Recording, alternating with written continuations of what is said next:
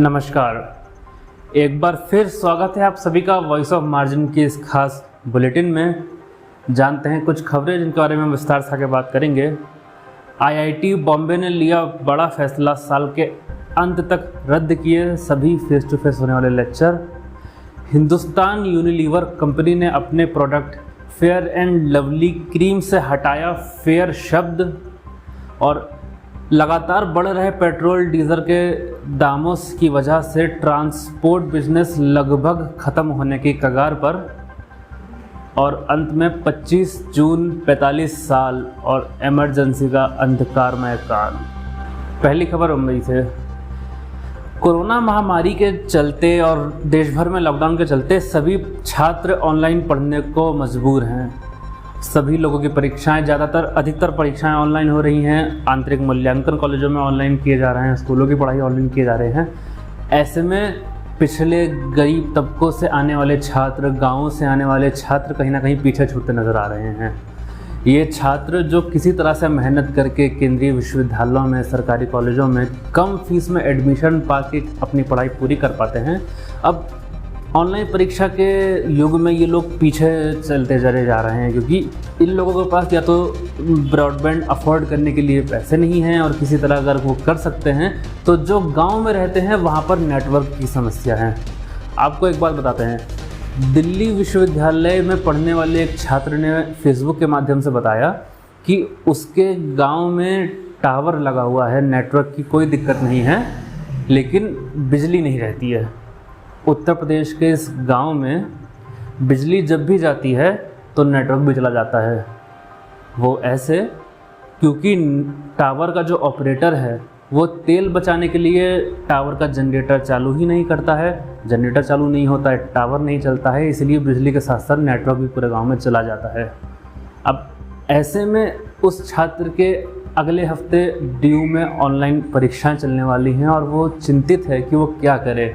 इसका विरोध करने जाता है तो गांव में अधिक लोग इस बारे में परिचित नहीं हैं, इसलिए ज़्यादा लोग बोलते भी नहीं हैं।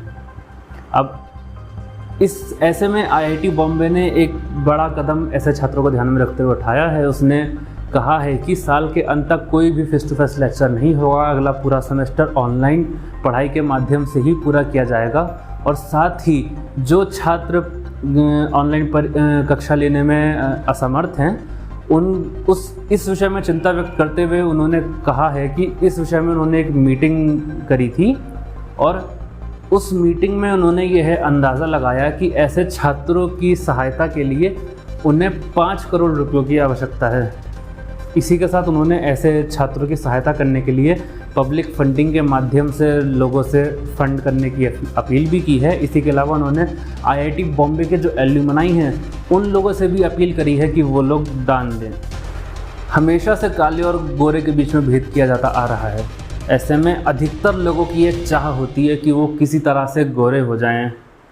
इस सब विषय में एक फेमस यूट्यूबर हैं प्रजक्ता कोहली नाम से, उन्होंने एक रैप सॉन्ग गाया है शेमलेस नाम से यूट्यूब पर, जो इस तरह की सब बातों पर करारा प्रहार करता है। और इसी तरह की बातों की वजह से फेयरनेस क्रीम जो आपको 7 दिनों में काले से गोरे कर देने का दावा करती हैं, लंबे समय से ये मार्केट पर टिकी हुई हैं। हाल ही में जॉर्ज फ्लॉयड की मौत हुई थी और #Black Lives Matter पूरे दुनिया भर में ट्रेंड कर रहा है। और इसी ट्रेंड के चलते लोग जागरूक हो रहे हैं और इस तरह की फेयरनेस क्रीमों को रेसिस्ट बताते हुए इनका विरोध जता रहे हैं। इन्हीं सबको ध्यान में रखते हुए जानी मानी कंपनी हिंदुस्तान यूनिलीवर ने घोषणा करी है कि वो अपने प्रोडक्ट फेयर एंड लवली से फेयर शब्द को हटा रही है।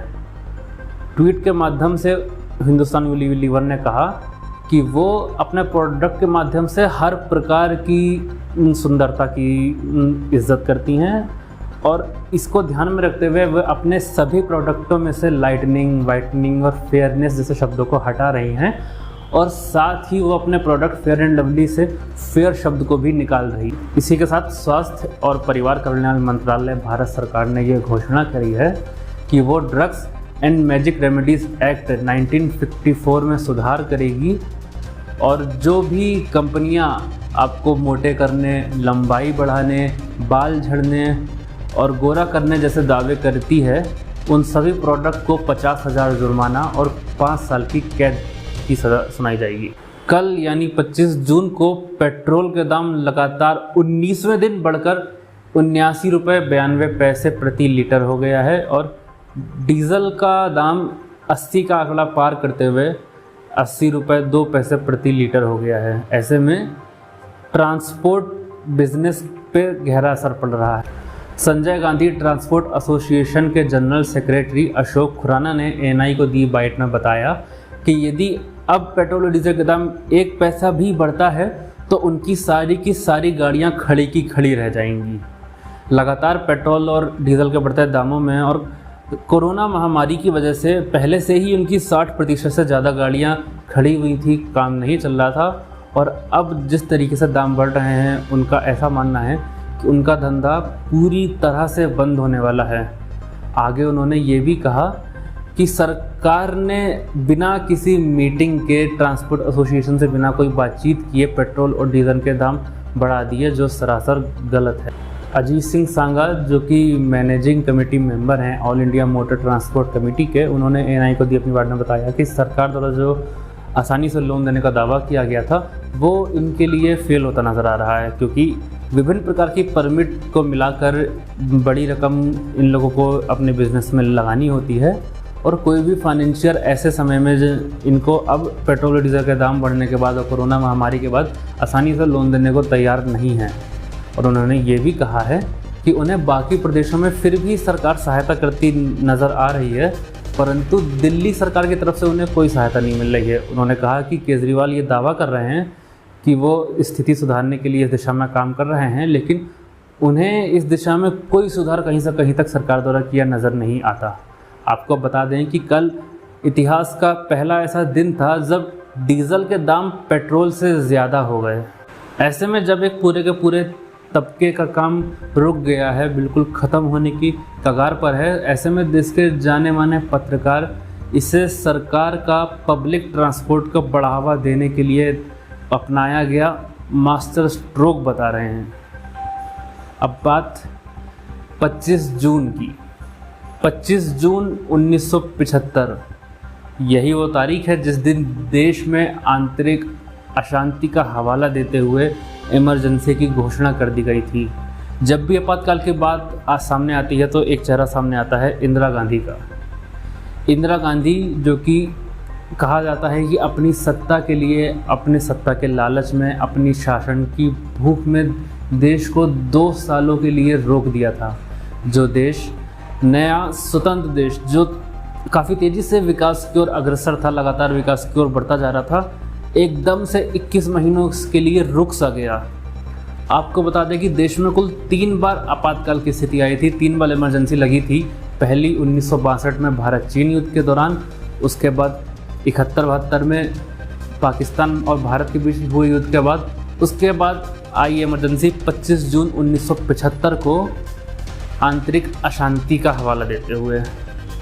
आप समझिए ये इमरजेंसी उस दौर में आई थी जब संसाधन सीमित थे, इंटरनेट का ज़माना नहीं था, लोगों के लिए न्यूज़ वगैरह के लिए सिर्फ 3-4 चीज़ें थीं, या तो टीवी या फिर दूरदर्शन, सरकारी न्यूज़, अखबार या फिर रेडियो। 1975 के आम चुनाव में रायबरेली सीट से राजनारायण और इंदिरा गांधी आमने सामने थे। इलाहाबाद हाई कोर्ट में राजनारायण ने याचिका डाली जिसमें उन्होंने इंदिरा गांधी द्वारा चुनाव जीतने के लिए घूस, अवैध शराब का प्रयोग और वायुसेना के विमानों के दुरुपयोग तक की बात कही। इलाहाबाद हाई कोर्ट ने इंदिरा गांधी को दोषी माना और उन्होंने फैसला सुनाया कि इंदिरा गांधी अगले आने वाले 6 सालों तक कोई चुनाव नहीं लड़ पाएंगी। अपने इस फैसले के बाद इसके खिलाफ याचिका इंदिरा गांधी ने सुप्रीम कोर्ट में डाली। सुप्रीम कोर्ट ने आदेश दिया कि वो प्रधानमंत्री बनी रह सकती हैं, परंतु वो अपने सांसद के मताधिकार का प्रयोग नहीं कर पाएंगी।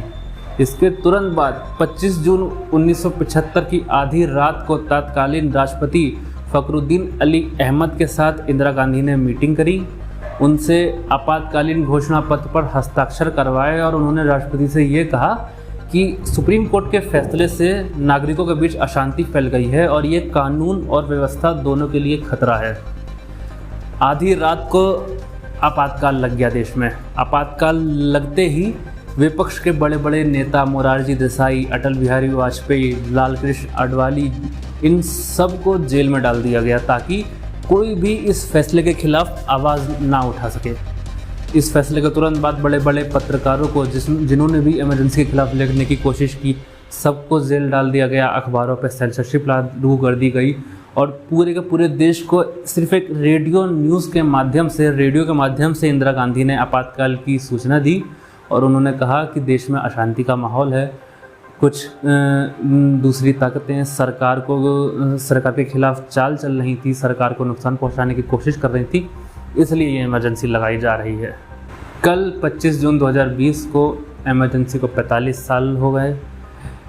इस 45वें साल में हर साल की तरह फिर कांग्रेस और बीजेपी के नेताओं ने एक दूसरे पर ट्विटर वगैरह के माध्यम से तंज कसे। आज के लिए इतना ही, धन्यवाद।